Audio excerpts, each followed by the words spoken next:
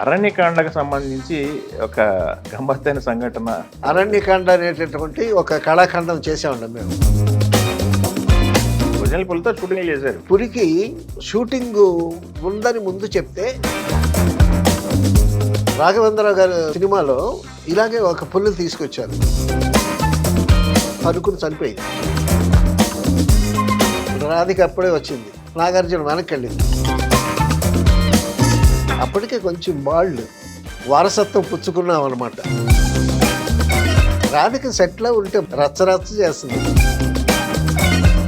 సర్పంచ్ వచ్చి జీలుకలు కావాలా వాళ్ళు రాధిక వెంట పడ్డారు. జయకుమార్ గారు, అరణ్యకాండకు సంబంధించి ఒక గమ్మత్తైన సంఘటన అని చెప్పేసి ఒక మాట. అరణ్యకాండ అనేటటువంటి ఒక కళాఖండం చేసామండి మేము. మారేడుమిల్లి ఫారెస్ట్, డీప్ ఫారెస్ట్లో.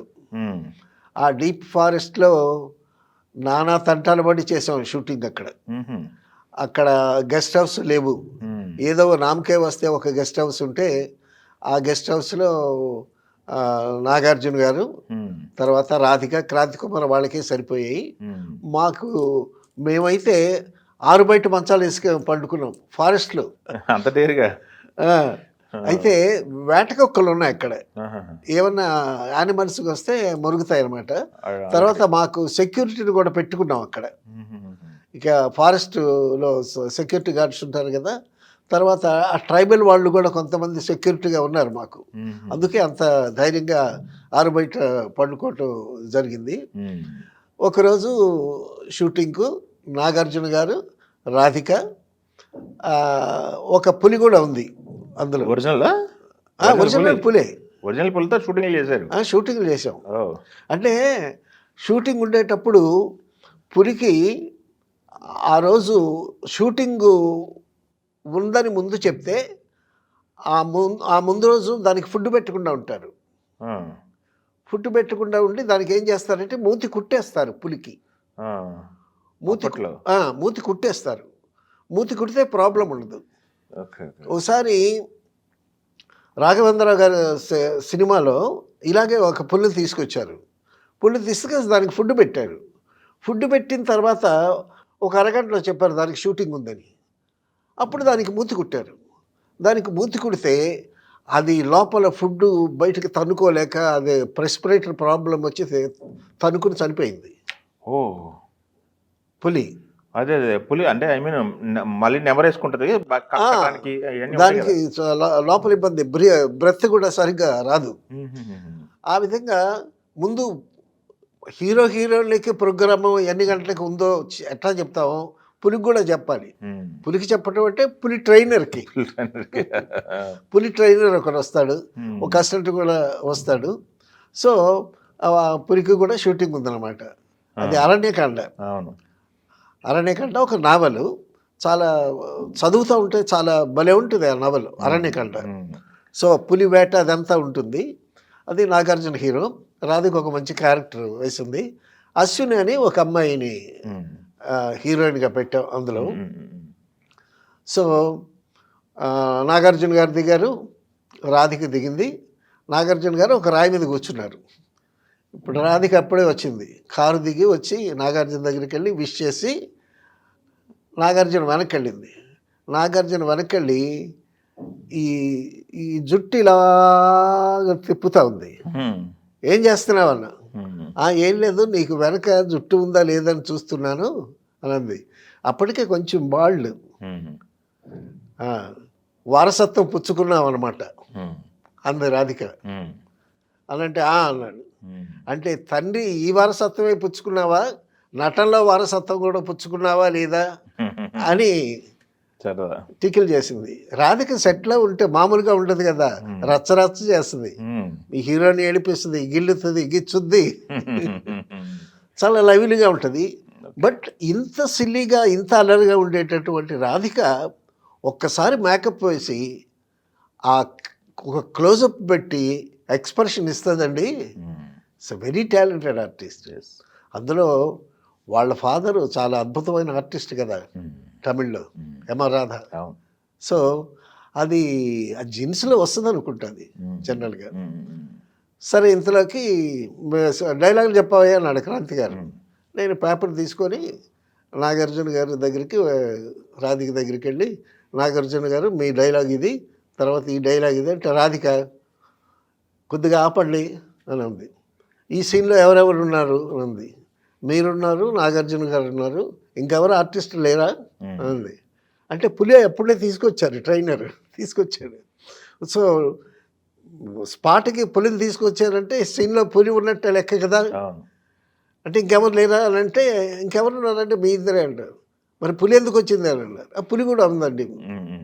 మీరు మా డైలాగ్ ఆపండి, మా డైలాగ్ ఆపి ముందు పులికి డైలాగ్ చెప్పేస్తారండి అందరు. అది ఓకే ఓకే చమత్కారం అనమాట. అటు నాగార్జున గారి వ్యంగ్యం, తర్వాత డైలాగ్ చెప్పడానికి వెళ్ళిన కో డైరెక్టర్తో వ్యంగ్యం.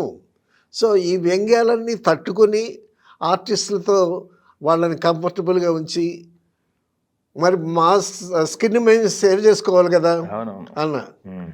ఏమన్నాను, పులికి ఆల్రెడీ డైలాగ్ వచ్చేసిందండి, పులికి డైలాగ్ చెప్పేశాను, మీరే డైలాగులు నేర్చుకోవాలి, మీరే చెప్పాలి అన్న. ఏంటి పులి డైలాగ్ ఏంటి అని అంది. నేను అన్నా, ఇదే పులి డైలాగు, ఇక మీ డైలాగ్ నేర్చుకోండి అది ఇదని చెప్పి. సో ఆ విధంగా ఒక లైవ్లీ అట్మాస్ఫియర్ రాధిక్ గారు సరదా సంఘటన అవుట్డోర్ అనమాట, ఎంటైర్ అవుట్డోర్ ఫారెస్ట్. అక్కడ ఎటువంటి ఫారెస్ట్ అంటే మారేడుమిల్లి థిక్ ఫారెస్ట్. ఫోటోగ్రాఫర్ ఒక అతను ఉన్నాడు, పాము పాము పాము పాము అని అన్నాడు. పాము అనేసరికి ఒకసారి చూసేసరికి క్రాంతి కుమార్ బూటు కాలు మీద నుంచి సర్రమని చెట్టు పైకి ఎక్కిందండి. పచ్చడి చెట్టు, పసిరికి పాము ఉంటుంది, పసిరికి పాము సర్రమని చెట్టు మీదకి ఎక్కింది. ఎక్కి అక్కడి నుంచి ఉంది, పచ్చగా ఉంది. ఆ పచ్చని ఆకుల మధ్య కలిసిపోతుంది అనమాట. అది కుడితే చావంట. అక్కడ ట్రైబల్ ఒక అతను ఉన్నాడు, అక్కడ 4 ఇళ్ళు, ఇక్కడ 4 ఉంటాయి. ఆ 4 ఇళ్ళకి ఈ అక్కడ ఉండేటటువంటి తక్కువ ఇళ్ళకి సర్పంచ్ అంట అతను. ఓకే. సో వాడు ఏంటంటే జీలుకలు తాగేసి వచ్చి అన్నీ అరేంజ్ చేస్తూ ఉంటాడు. ఒకసారి కెమెరామన్ ఒక ఆయన ఉంటే, జీలుకు చెట్లు అని ఉంటాయి. ఈ ట్రైబల్స్ ఏం చేస్తారు, వీళ్ళు మూటముల్లే సర్దుకొని భార్యాభర్తలు పిల్ల పాపలు అందరూ భుజాన వేసుకొని సంచారి జాతి అనమాట, అడవిలో వెళుతూ ఉంటారు. ఎక్కడ జీలుగు చెట్టు ఉంటే అక్కడ ఆగిపోతారంట. అక్కడ ఆగిపోయి చెట్టెక్కి ఆ జీలుకల్లు తీసుకుని ఆ జీలుకల్లు తాగి, భార్యాభర్తల పిల్లలు కూడా తాగుతారంట, జీలుకల్లు తాగి అక్కడేదో వండుకొని తిని అట్లా సంచార జీవనం చేస్తూ ఉంటారు. అయితే అక్కడ 4 ఇళ్ళు స్టాటిక్గా కొన్ని ఉన్నాయి కదా, అక్కడ 4 ఇళ్ళు, అక్కడ 4 ఇళ్ళు. దానికి సర్పంచ్ అని ఒకడు అన్నాడు. వాడు జీలుకల్లు తాగి వచ్చాడు. మా కెమెరా మన ఒక ఆయన ఉన్నాడు, ఆయన పేరు సరిగ్గా గుర్తునట్లేదు, చెప్తా. ఈ జీలుకల్లు ఎట్లా ఉంటుందని కొద్దిగా తాగాడంట. తాగిన తర్వాత వచ్చి, జయకుమార్ ఇప్పుడు సీన్ అంటే టప్పని కొట్టడం. తర్వాత కెమెరా అసిస్టెంట్ కెమెరా పెట్టు అని టప్పని కొట్టడం.